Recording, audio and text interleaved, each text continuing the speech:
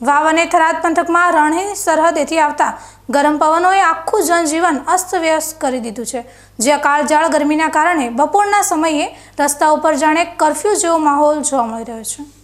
વાવ અને થરાદ પંથકમાં આ વખતે સૂરજદાદા જાણે આગ ઓકી રહ્યા હોય તેવી સ્થિતિ સર્જાઈ છે। થરાદ પંથકમાં તાપમાનનો પારો 42 ડિગ્રીને પાર પહોંચી જતા લોકો તોબા પોકારી ઉઠ્યા છે।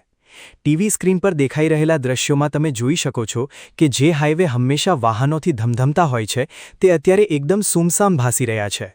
શહેરની જે શેરીઓમાં ગરમાગરમ ચર્ચાઓ થતી હતી ત્યાં અત્યારે માત્ર ગરમ પવનો ફૂંકાઈ રહ્યા છે।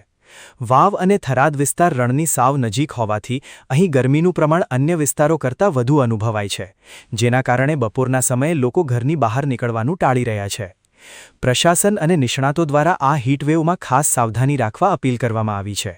લોકોએ દિવસ દરમિયાન ઓછામાં ઓછું 3 થી 4 લીટર પાણી પીવું જોઈએ, જેથી શરીરમાં પાણીનું પ્રમાણ જળવાઈ રહે। ખાસ કરીને બપોરે 12 થી 4 વાગ્યા સુધી જ્યારે તડકો સૌથી વધુ હોય છે ત્યારે બહાર નીકળવાનું ટાળવું હિતાવહ છે। જો બહાર નીકળવું જ પડે તો હળવા અને સુતરાઉ કપડાં પહેરવા તેમજ માથું ટોપી કે રૂમાલથી ઢાંકીને રાખવું ખૂબ જરૂરી છે। ઘરમાં પણ પંખા કે કૂલરની સાથે પાણીનો છંટકાવ કરીને ઠંડક જાળવી રાખવા સલાહ અપાઈ રહી છે। આ કાળઝાળ ગરમીમાં વૃદ્ધો અને નાના બાળકોની ખાસ કાળજી લેવી જોઈએ, કારણ કે તેઓ લૂનો શિકાર જલ્દી બની શકે છે। અત્યારે તો સમગ્ર પંથકમાં બપોર પડતા જ બજારોમાં સન્નાટો છવાઈ જાય છે અને લોકો ઠંડા પીણા તેમજ છાશનો સહારો લઈને ગરમી સામે લડવાનો પ્રયાસ કરી રહ્યા છે। રણકાંઠાના આ વિસ્તારોમાં અત્યારે આકરી ગરમીનો પ્રકોપ જોવા મળી રહ્યો છે, ત્યારે સાવચેતી અને સાવધાની જ લૂથી બચવાનો એકમાત્ર ઉપાય છે।